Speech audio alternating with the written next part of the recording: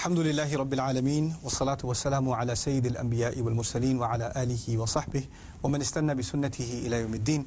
اللهم اجعلنا منهم ومن الذين آمنوا وعملوا الصالحات وتواصوا بالحق وتواصوا بالصبر آمين يا رب العالمين. ثم أما بعد فأعوذ بالله من الشيطان الرجيم.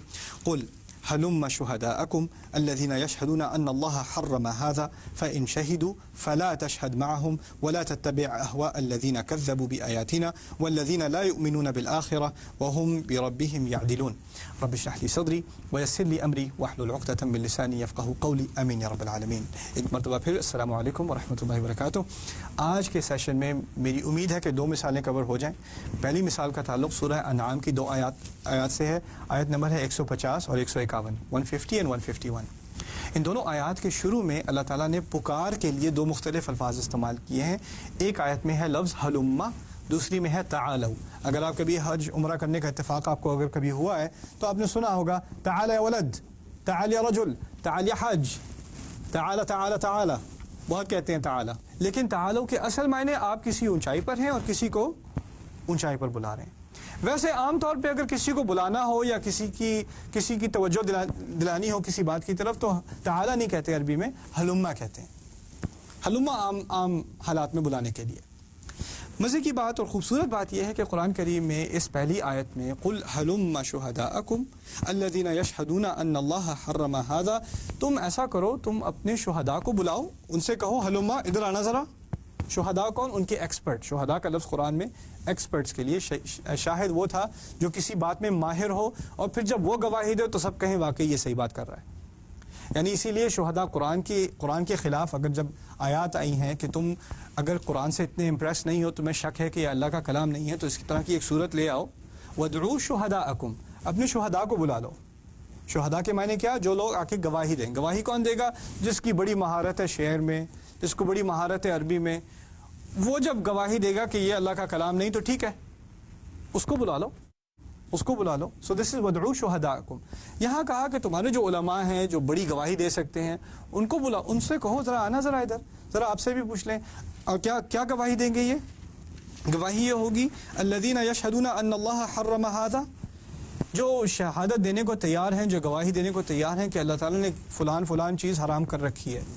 یعنی مشرکوں کے ہاں کچھ جانور انہوں نے اپنی طرف سے گھڑے ہوئے تھے، اپنی طرف سے خود ہی سے بات بنائی ہوئی تھی کہ یہ فلانا جانور حرام ہے، یہ حلال ہے، اس کے کان کاٹ دو. ایک دفعہ کان کٹ گئے تو اس کی طرف دیکھنا بھی مت، اس کو نہیں ذبح کر سکتے. اچھا اس کے اندر اس کے گلے میں ہم نے کچھ ہار لگا دیے ہیں، جس میں ہار لگا دیے اس کو مت چھونا، بڑا بڑی بری بات ہوگی. اس سلسلے میں انہوں نے بہت سارے جانوروں کو چھوڑا ہوا تھا کہ اس کو چھوڑ دو، اس کو ہاتھ بھی لگاؤ گے نا تو برا شگن ہوگا. اللہ تعالیٰ نے چیلنج کیا کہ تم کون سے ماہر ہیں جن سے تم یہ بات لے کر آتے ہو کہ یہ گواہی دینے کو تیار ہے کہ واقعی یہ اللہ تعالیٰ کی طرف سے حرام ہے، اللہ تعالیٰ نے اس کو حرام کیا ہے. اب جب یہ لوگ گواہی دے رہے ہیں تو یہ کیا سچی گواہی ہے یا جھوٹی گواہی ہے؟ جھوٹی گواہی ہے، اپنی بنائی ہوئی بات ہے. اس کا نہ کوئی سر نہ پیر، نہ اس کی کوئی اصل، نہ اس کی کوئی علمی بحث. فَأْتُوا بِكِتَابٍ مِّنْ عِنْدِ اللَّهِ أَوْ أَثَارَةٍ مِّنْ عِلْمٍ إِن كُنتُمْ صَادِقِينَ. اللہ تعالیٰ کی طرف سے کوئی کتاب تو لے کر آؤ. کس کتاب سے؟ تو ظاہر کر دو کہ کیا بات کی جا رہی ہے. اگر کتاب نہیں تو کوئی چھوٹا سا بچا کچا بھی لے آؤ علم میں سے. کہاں سے بات لے کر آ رہے ہو؟ او اثارۃ من علم، اثارہ کہتے ہیں کوئی چھوٹا سا اثر بھی رہ گیا ہو، کوئی ایک پھٹا ہوا پیج آدھا سا بھی رہ گیا، وہ بھی لا کے دکھا دو. کچھ تو دکھا دو کہ کہاں سے بات لے کر آئے ہو. کوئی بیسس ہی نہیں، کوئی اصل ہی نہیں بات کی. اچھا اس آیت میں کہا حلما، بلاؤ انہیں، آنا ذرا ادھر، آپ ماہر صاحب ادھر آئیے ذرا. دوسری آیت میں رسول صلی اللہ علیہ وسلم سے کہا قل تعالوا اتلو ما حرم ربکم علیکم. ان سے کہو، ان لوگوں سے کہو ادھر آنا ذرا، میں تمہیں سناتا ہوں تمہارے رب نے واقعی کیا چیزیں حرام کی ہیں، میں تمہیں سناتا ہوں. اب میں کس کی طرف اشارہ ہے؟ میں رسول کی طرف صلی اللہ علیہ وسلم. اور جو حرام بتائیں گے وہ کیا بنی بنائے حرام ہے یا اصلی حرام ہے؟ اصلی حرام ہے. یعنی وہ سچائی کی طرف بلا رہے ہیں، اور سچائی کی طرف بلانا ایسے ہے کہ انسان نیچائی میں تھا اور اس کو اونچائی کی طرف بلایا جا رہا ہے. جب وہ لوگ ایک دوسرے کو بلاتے ہیں وہ تمام ایک ہی فوٹنگ پر ہیں، ان میں سے کوئی اونچا نہیں کوئی نیچا نہیں. جتنا وہ جاہل، جتنا بلانے والا جاہل، اتنا ہی بلائے جانے والا جاہل، دونوں برابر ہیں. لیکن رسول کے کیس میں جب رسول بتائے گا صلی اللہ علیہ وسلم کہ کیا چیز حرام اور کیا چیز حلال، تو وہ ایک اونچی جگہ کھڑا ہے، اس کو وہاں سے وہی نظر آتی ہے جہاں تمہیں نظر نہیں آتی، تو وہ تمہیں اونچائی کی طرف بلا رہا ہے، وہ تمہیں وہ چیزیں دکھائے گا جو تمہیں خود نظر نہیں آ رہی تھی۔ تو یہاں خوبصورتی سے کیا لفظ استعمال ہوا؟ تعالو۔ اس آیت میں ایک اور بڑی عظیم حکمت جو اصل میرا موضوع نہیں ہے، لیکن کیونکہ آیت پر ذکر ہو رہا ہے تو کچھ ایک چھوٹی سی بات کر دوں۔ آیت کا اصل موضوع تھا کیا چیزیں حرام ہیں، ما حرم ربکم علیکم، کیا چیزیں تم پر حرام ہیں۔ اب اس آیت کا اگر مطالعہ کریں، اللہ تشرکوا بہ شیئا، شرک مت کرنا، شرک حرام ہو گیا کہ نہیں؟ سمجھ میں آتی ہے بات؟ اب میں تھوڑا سا اسکپ کر کے آگے پڑھ رہا ہوں۔ ولا تقتلوا اولادکم من املاق، اور اپنی اولاد کو قتل مت کرنا غربت کی وجہ سے، حرام ہے کہ نہیں؟ اچھا حرام ہے، ٹھیک ہے، نہیں کرنا، شرک نہیں کرنا چاہیے، اولاد کو قتل نہیں کرنا چاہیے، دوسری بات۔ تیسری بات ولا تقربوا الفواحش ما ظهر منها ما بطن، بے حیائی کی حرکت مت کرنا، نہ کھل کر نہ رازداری میں چھپ کر، جو سامنے ہو جو چھپا ہوا ہو، بے حیائی کی حرکت مت کرنا، وہ بھی حرام ہے، ٹھیک ہے۔ ولا تقتلوا النفس التي حرم الله الا بالحق، نہ کسی ایسے انسان کو جس نے کچھ کیا بھی نہیں، انسنٹ کو کیا کہتے ہیں؟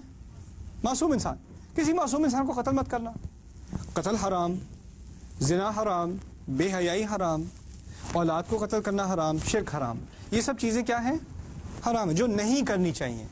ایک جو میں نے چھوٹی سی بات سکپ کی، وہ کیا کی؟ وَبِالْوَالِدَيْنِ إِحْسَانًا، والدین سے احسان کرنا۔ باقی تمام کام تو ایسے تھے جو نہیں کرنے چاہیے، اور جب آپ کہیں یہ لسٹ ہے ان چیزوں کی جو حرام ہیں، حرام سے مقصد کیا ہے؟ جو نہیں کرنی چاہیے، جو ممنوع ہے، جو منع ہے۔ تو تمام چیزیں جن کا میں نے ذکر کیا، شرک منع ہے، اولاد کا قتل منع ہے، زنا منع ہے، کسی انسان کا قتل منع ہے، وہی ممنوعی چیزیں ہیں نا۔ ان ممنوع چیزوں میں دوسری بات کیا کہہ دی؟ وَبِالْوَالِدَيْنِ إِحْسَانًا، والدین کی طرف احسان۔ میں کنفیوز، اس آیت میں تو وہ باتیں کرنی چاہیے تھی جو منع ہے، اس میں یہ بات کہاں سے آ گئی کہ والدین کی طرف احسان؟ یہ منع کرنے والی بات ہے یا کرنے والی بات ہے؟ یہ تو کرنے والی بات ہے۔ یہ عربی بلاغت کا ایک حصہ ہے جو بہت اہم ہے سمجھنے کو۔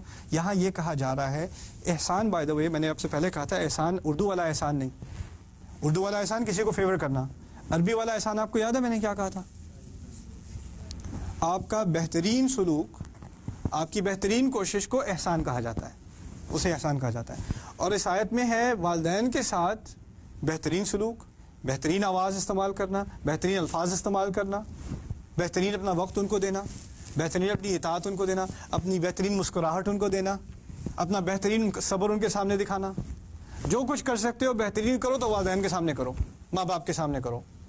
اور اس آیت میں ایک جس حکمت کی طرف میں اشارہ کر رہا ہوں، اللہ تعالیٰ مجھے الفاظ کی وضاحت دے۔ آپ اندازہ کریں ہمارے دین میں 3 درجے ہیں، ایک اسلام کا درجہ ہے، ایک ایمان کا درجہ ہے، اور ایک احسان کا درجہ ہے۔ جو مسلمان ہر عمل بہترین کرتا ہے وہ محسن ہے، نماز بہترین طریقے سے پڑھتا ہے، قرآن بہترین طریقے سے پڑھتا ہے، ذکر بہترین طریقے سے کرتا ہے، اللہ تعالیٰ کی یاد میں ہمیشہ رہتا ہے، وہ اسے کہا جاتا ہے محسن، یہ احسان کا درجہ ہے۔ ہر انسان سے کیا ہمارے دین میں احسان کی توقع ہے؟ نہیں۔ اگر آپ اسلام کے درجے پر بھی ہیں تو آپ فیل نہیں ہو رہے، آپ پھر بھی پاس ہیں، سمجھ رہے ہیں نا بات؟ آپ جو حلال حرام کی بات کی جاتی ہے، اگر آپ حرام نہیں کر رہے تو کم از کم آپ مجرم نہیں ہیں، آپ گناہ میں نہیں ہیں۔ اب ٹھیک ہے، اوپر ترقی کے درجے بہت ہیں، آپ احسان تک پہنچیں وہ پہنچیں، جو نہیں بھی پہنچے وہ بھی خیر ہے، کوئی بات نہیں، نہ بھی پہنچا تو کوئی ایسی بات نہیں، کم از کم مسلمان تو ہے، حرام تو نہیں کر رہا، فرائض تو پورے کر رہا ہے، سمجھ رہے ہیں نا بات؟ تو ایک مسلمان کے لیے ایک ہوتا ہے بیئر منیمم، کم از کم یہ حرکتیں مت کرنا، اور کم از کم یہ تھوڑے سے کام تو ضرور کر لو، نماز تو کم از کم ضرور پڑھ لو، زکوٰۃ تو کم از کم ضرور دے دو، اور یہ کچھ حرام چیزیں ان سے تو کم از کم دور رہ لو، باقی ترقی ہو نہ ہو وہ بات کی بات ہے۔ ایک بیسک چیز جو جیسے ہم 5 پلرز بھی کہتے ہیں، 5 جو بنیادی اصول ہیں دین کے، ان کے بارے میں بات ہو جاتی ہے۔ لیکن اس آیت میں جو عظیم بات کہی جا رہی ہے، ایک واحد معاملہ ہے دین کا جس میں اگر احسان سے کم کرو گے تو حرام ہے، یہ سمجھنے کی بات ہے۔ ایک معاملہ ہے دین کا جس میں اللہ تعالیٰ نے یہ نہیں کہا کہ جو ترقی کرے وہ احسان کرے، باقی بھی خیر ہے، نہ، والدین کے ساتھ احسان سے ایک درجہ بھی کم حرام ہے، اس لیے اس آیت میں ذکر ہے۔